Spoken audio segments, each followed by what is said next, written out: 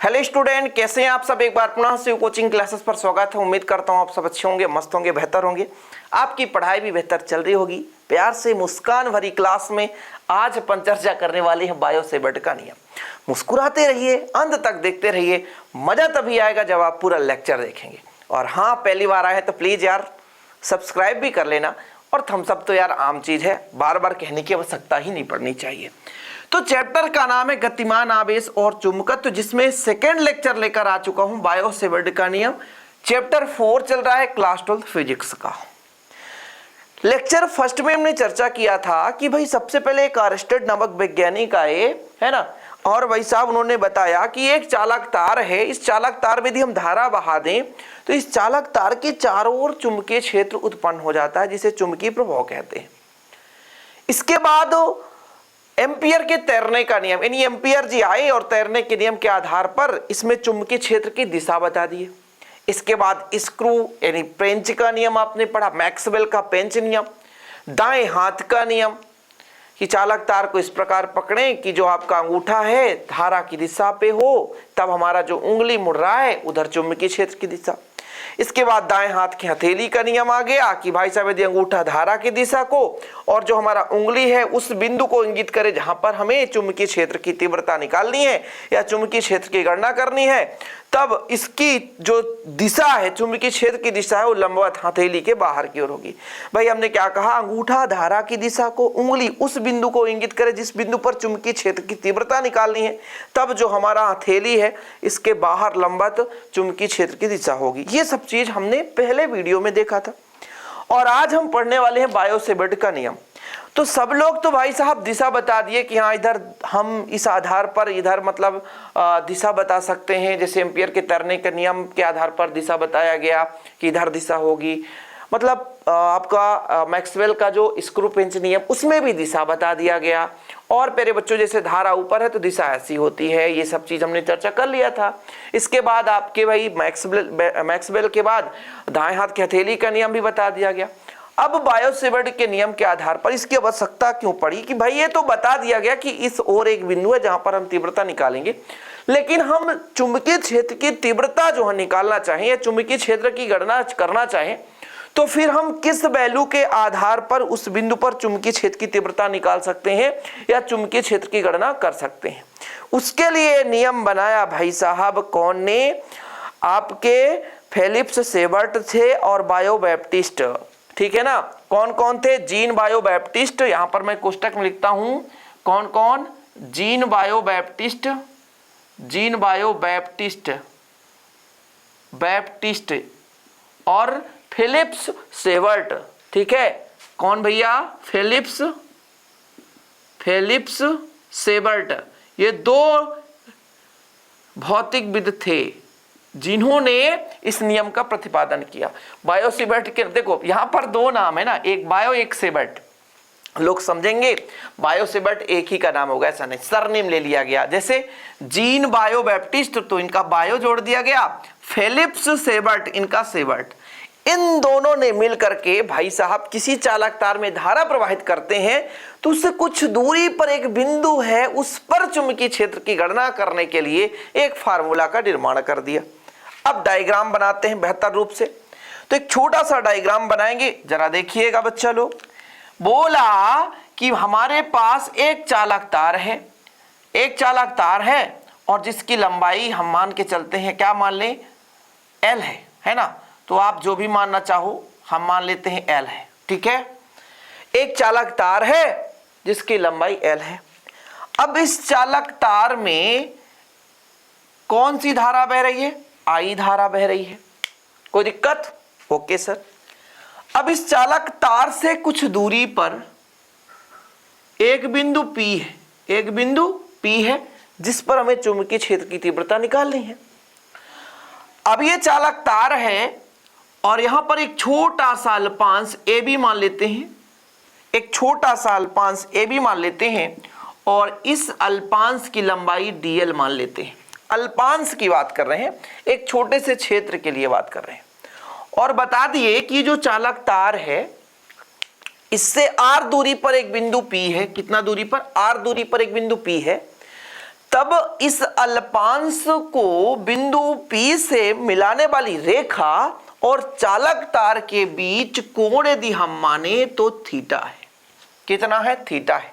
Biot-Savart का नियम चल रहा, बड़ा सिंपल है, थोड़ा समझने की कोशिश करेंगे। भाई एक चालक तार में धारा प्रवाहित करते हैं तो चारों ओर चुंबकीय क्षेत्र तो उत्पन्न हो जाता। अब इसी चुंबकीय क्षेत्र में कोई एक बिंदु P है जिस पर हमें चुंबकीय क्षेत्र की तीव्रता ज्ञात करनी है। भाई साहब ये बायो-सेवर्ट के नियम के आधार पर है। एक चालक तार उन्होंने ले लिया और उसमें धारा प्रवाहित कर दी। हम चालक तार इसको मान लेते हैं XY मान लेते हैं, है ना। तो ये इसकी लंबाई कितनी है? स्मॉल l, और इस चालक तार की लंबाई चालक तार क्या है? XY है। कोई दिक्कत तो नहीं है भाई साहब। चलो अब थोड़ा सा यहां पर लिख लो। बायो-सेवर्ट का नियम है, यहां पर जीन बायो बैप्टिस्ट एवं फिलिप्स सेवर्ट दो भौतिकविद थे जिन्होंने एक नियम दिया। नियम क्यों दिया? कि किसी चालक तार में धारा प्रवाहित कर रहे हैं तो भाई साहब उसके चारों ओर चुंबकीय क्षेत्र उत्पन्न हो रहा है, तो कुछ दूरी पर एक बिंदु है, उस पर हम चुंबकीय क्षेत्र की तीव्रता निकालना चाहते हैं, तो क्या निष्कर्ष निकलेगा? ठीक है, तो भाई माना XY एक चालक तार है। क्या है? एक चालक तार है जिसकी लंबाई स्मॉल l या कैपिटल L कुछ भी मान लो, तथा चालक तार पर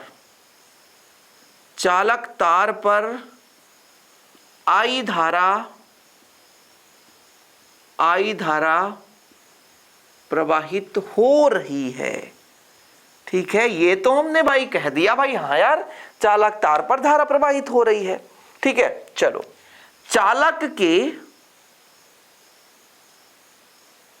चालक के किसी भाग पे एक अल्पांश की कल्पना करते हैं, एक छोटे से अवयव की कल्पना करते हैं। ठीक है, चालक के किसी भाग पर एक अल्पांश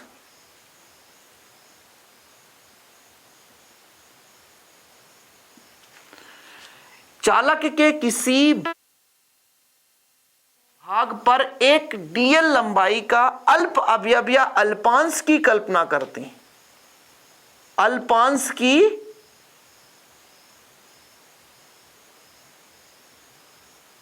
कल्पना करते हैं। कल्पना कर लिया गया कि भाई एक छोटा सा अल्पांश है dl जिसकी लंबाई है। तब अल्पांश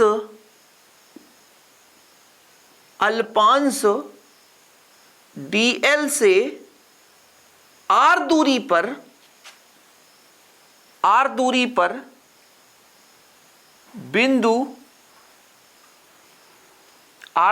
बिंदु P पर चुंबकीय क्षेत्र की तीव्रता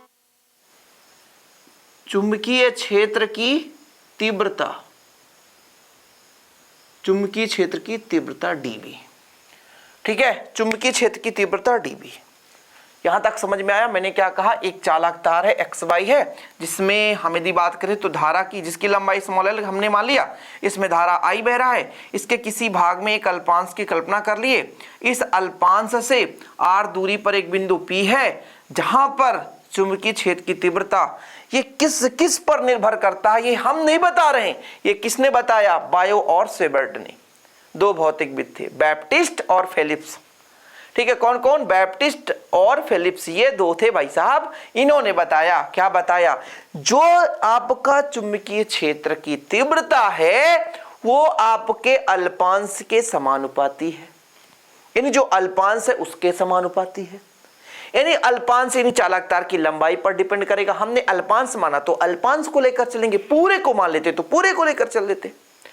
इसमें कितना धारा बह रहा उस पर डिपेंड करता है, चार चीजों पर डिपेंड करता है। थोड़ा समझने की कोशिश करेंगे, लिखना है, लिख तो ऐसे भी देंगे। बायो-सेवर्ट ने बताया कि जो हमारा चालक तार है जब इसमें धारा प्रवाहित करते हैं तो बिंदु P पर जो चुंबकीय क्षेत्र की तीव्रता निकल कर आ रही है वो चार चीजों पर डिपेंड कर रही है। एक तो भाई साहब अल्पांश की लंबाई, कितना हमने अल्पांश माना है उसके आधार पर। अब इस पे धारा कितनी बह रही है उसके आधार पर। दूरी कितना है, दूरी के आधार पर। यदि दूरी बढ़ा देंगे तो व्युत्क्रम हो रहा है दूरी के, यानी दूरी बढ़ाने पर तीव्रता कम हो रही है। अब चालक तार और मिलाने वाली रेखा के बीच कोण कितना है उसके ज्या के समानुपाती। यानी चार चीज, एक धारा हो गया, दूसरा लंबाई, तीसरा साइन थीटा यानी कोण ज्या, और चौथा दूरी। चार चीजों पर निर्भर करता है। तो आपका तीव्रता डीबी, पहला नंबर आप लिखोगे चालक में प्रवाहित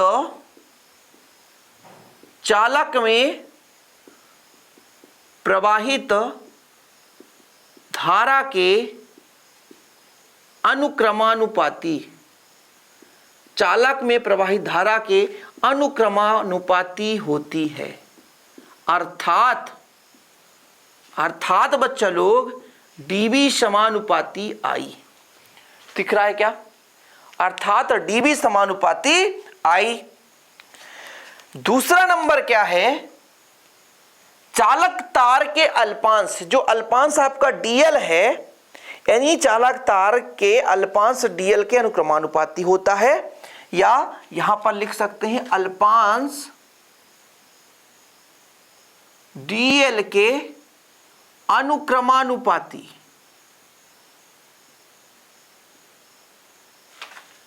अनुक्रमानुपाती होती है।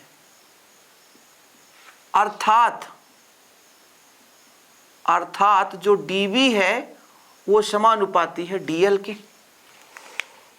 दूसरा भी हो गया। तीसरा देखना जरा, ठीक है। ये आपका दूरी है, अल्पांश से दूरी, यानी चालक तार और उस बिंदु के बीच की दूरी के वर्ग के व्युत्क्रमानुपाती होती है। क्या होती है? व्युत्क्रमानुपाती होती है। लिख लो आप लोग, चाहे आप पहले साइन थीटा के अनुक्रमानुपाती ऐसा लिख लो, साइन थीटा के अनुक्रमानुपाती होती है, जहां थीटा चालक तार,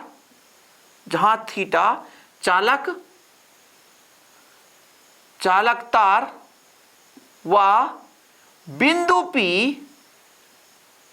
को मिलाने वाली रेखा के बीच का कोण है। अर्थात जो आपका डीबी है वो समानुपाती है साइन थीटा की। तीसरा भी क्लियर है? ठीक है, चलो चौथा नंबर लिखो।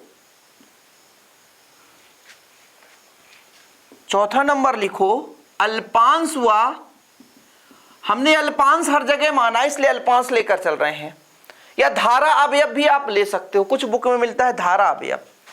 अल्पांश डीएल व बिंदु P के बीच की दूरी के वर्ग के व्युत्क्रमानुपाती होता है। व्युत्क्रमानुपाती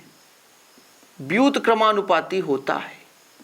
ठीक है, यानी अर्थात में यदि कह दूं, अर्थात जो डीवी है समानुपाती हो 1/r² की। व्युत्क्रम है ना, इसलिए 1/1/r² कर दिया, यानी 1/r²। ये चीज अब क्या करेंगे भाई साहब, यहां आई है, यहां डीएल है, यहां साइन थीटा है, यहां r² है 1/, में।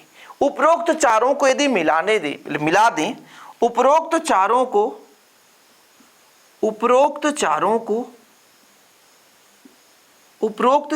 को मिलाकर लिखने पर, उपरोक्त चारों को मिलाकर लिखने पर, मिला दो बच्चा लोग, मिला दो जरा कितना हो रहा है।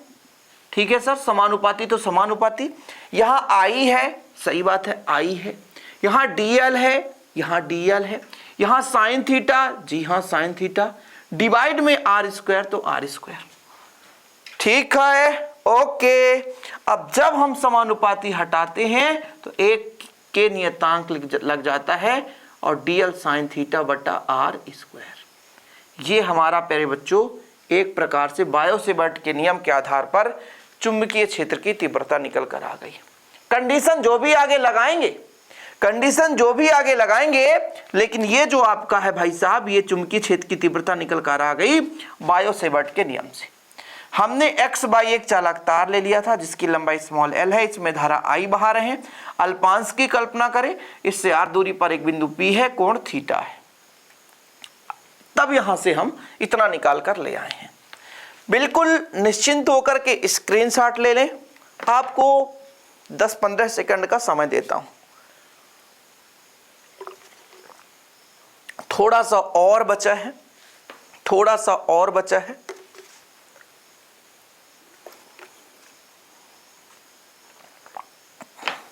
ठीक है, चलिए, कर लिया आपने। आगे मैं क्लीन करूंगा, यहां से क्लीन करता हूं। जरा देखो भाई साहब, कौन आ गया भाई, कौन आ गया। चलो ये लो, स्क्रीनशॉट ले लो आप। आगे चलते, ठीक है, यहां तक क्लियर है, यहां तक। अब यहां पे थोड़ा सा लिखना होता है कि हमारा सॉरी क्या है, जहां के क्या है आगे लिखोगी ना, तो इसको भी हम मिटा देते हैं। वहां पे यदि आपको नहीं दिख रहा हो तो इस प्रकार से हमारा वैल्यू प्राप्त हुआ है। dB इक्वल आया है, हमारा वैल्यू आया है dB इक्वल के आई dl साइन थीटा बटा आर स्क्वायर। इसको आप समीकरण 1 दे दो, जहां के एक आनुपातिक नियतांक है, आनुपातिक नियतांक है। क्या है? नियतांक है। ठीक है, यदि माध्यम वायु या निर्वात हो, तो K का जो मान निकल कर आ रहा है, वायु या निर्वात हो तो K का मान निकल कर आएगा। K का जानते हैं कितना मान आएगा? K बराबर कितना होता है प्यारे बच्चों? K का मान 4 पाई, K का मान ऐसा नहीं होता है, 1/4 पाई। एक मिनट, गलत नहीं होना चाहिए। म्यू 0/4 पाई, म्यू 0/4 पाई होता है टेस्ला, क्या? टेस्ला मीटर प्रति एम्पियर। ठीक है, क्या? टेस्ला, यार गलत बार बार हो रहा है, टेस्ला मीटर प्रति एम्पियर, टेस्ला मीटर प्रति एम्पियर। ठीक है, तब यदि वैल्यू रख दो, तब यदि हम समीकरण 1 से रख दें, तब समीकरण 1 से dB का मान कितना निकल कर आएगा?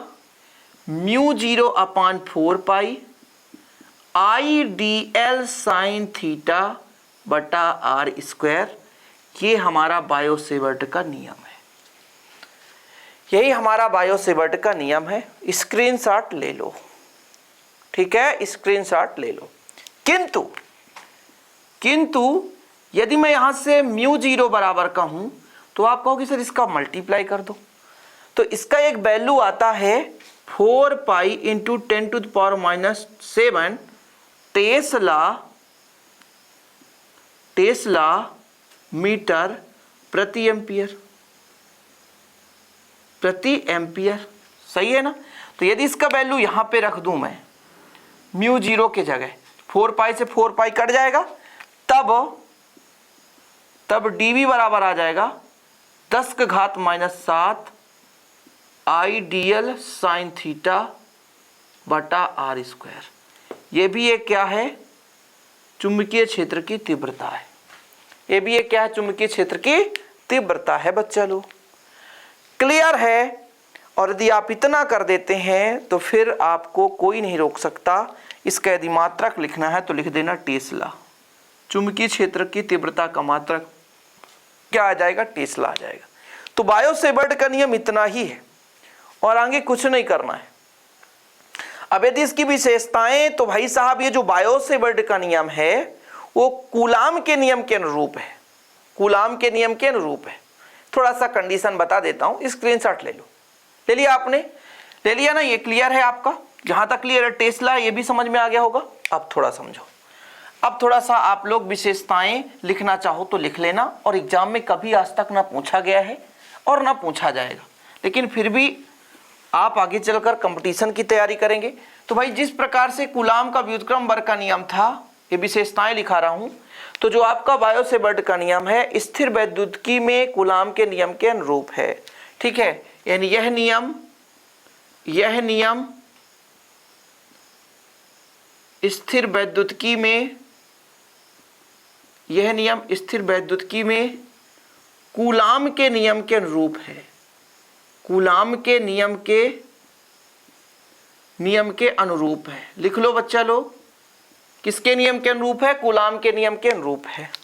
ठीक, अब देखो जरा, इसका मैं सदिश रूप भी निकाल सकता हूं।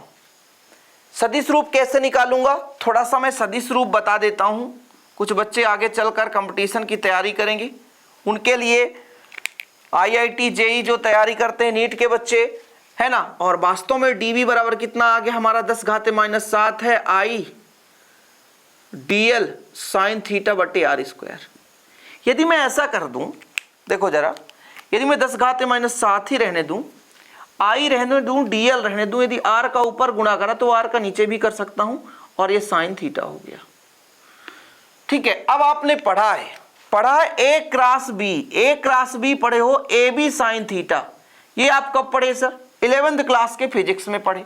तो देखो जरा, AB साइन थीटा दिख रहा है, A के जगह dl है और B की जगह r है।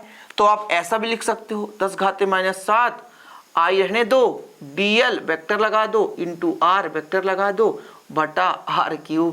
ये हमारा किस फॉर्म में आ गया? सदिश के फॉर्म में आ गया। किस फॉर्म में आ गया भाई साहब? सदिश के फॉर्म में आ गया। 10⁻⁻7 है, इसके जगह आप क्या लिख सकते हो? μ0/4π। ये लो, ये सदिश रूप है। ये क्या है? सदिश रूप। विशेषता में लिख सकते हो सदिश रूप। दिक्कत ना होना चाहिए भाई साहब, ऐसा ना कह दो कि सर आप जो पढ़ाए हमारे सिलेबस में मिल ही नहीं रहा है। कुछ बच्चे ऐसे ही बोल देते हैं। ठीक है, ये लो, क्लियर, ये समझ लो, नोट करते जाना, नहीं कह दो कि सर नहीं पढ़ाए। क्यों नहीं पढ़ाए सर? अब एक चीज यहां पे मैं कंडीशन लगाने वाला हूं, या तो थीटा बराबर 0 डिग्री हो जाए, और दूसरा कंडीशन थीटा बराबर 90 डिग्री हो जाए। थीटा बराबर 0 मतलब ये घूम करके इसके समांतर आ गया, यानी जो हमारा तीव्रता है वो चालक तार पे निकालें। यदि थीटा बराबर 0 हो जाए तो आप लिखोगे dV बराबर कितना फार्मूला? μ0/4π I dl साइन 0 डिग्री बटा r स्क्वायर, और साइन 0 का मान 0, कुल मिलाकर सब 0, सत्यानाश। समझ में आया? और यदि मैं कह दूं 90 डिग्री तो μ0/4π I dl साइन 90 बटा r स्क्वायर, और साइन 90 का मान एक तो मान आ गया μ0/4π I dl बटा r स्क्वायर। ये लो भाई साहब, जब 90 डिग्री है, मतलब 90 डिग्री का मतलब क्या हुआ? ये चालक तार है, देखो ये चालक तार है आपका, और इससे 90 डिग्री मतलब ये 90 डिग्री बनाता हुआ, और 0 डिग्री मतलब ये हमारा जो बिंदु P है कहीं ना कहीं इसी पर होगा। तो निष्कर्ष से निकला कि यदि हम किसी चालक तार के किसी बिंदु पर यदि हम चुंबकीय क्षेत्र की तीव्रता की बात करें तो 0 है, और लंबवत में चुंबकीय क्षेत्र की तीव्रता अधिकतम होगी, क्योंकि आपको ऐसे भी बताया गया था भाई साहब कि हथेली में धारा की दिशा उस बिंदु की दिशा की ओर है, लंबवत है ना, जहां पर तीव्रता, तो चुंबकीय क्षेत्र इधर है, चुंबकीय क्षेत्र इधर है, तो तीव्रता इधर है, लंबवत है, इसलिए वहां पर अधिकतम तीव्रता निकल कर आएगा। तो ये हमारा कंडीशन था। मतलब यहाँ पे दो चीज तो यहाँ पर बहुत ही महत्वपूर्ण है जो समझना चाहिए आप लोगों को, कि यदि हम चालक तार के किसी बिंदु पर कहें क्या चुंबकीय क्षेत्र है, चुंबकीय क्षेत्र की तीव्रता गणना कर सकते हैं, तो गणना करेंगे भी तो 0 आएगा। और यदि चालक तार से लंबवत कोई बिंदु स्थित है, लंबवत r दूरी पर स्थित है, तब वहां पर जो चुंबकीय क्षेत्र की तीव्रता अधिकतम प्राप्त होती है। तो आज का हमारा सेशन हो रहा है कंप्लीट। उम्मीद करता हूं आप लोग पसंद किए होंगे। पसंद आए तो लाइक करना ना भूलें, शेयर करें, और बच्चा लोग कमेंट बॉक्स में जय हिंद लिखना ना भूलें। नोट्स लेना है तो 9685 29 पर कांटेक्ट करें। 100 रुपये 1 सब्जेक्ट के नोट्स के चार्ज हैं, बेहतर रूप से आप ले सकते हैं और तैयारी कर सकते हैं। चलिए मिलते हैं अगली वीडियो के साथ। जय हिंद, वंदे मातरम।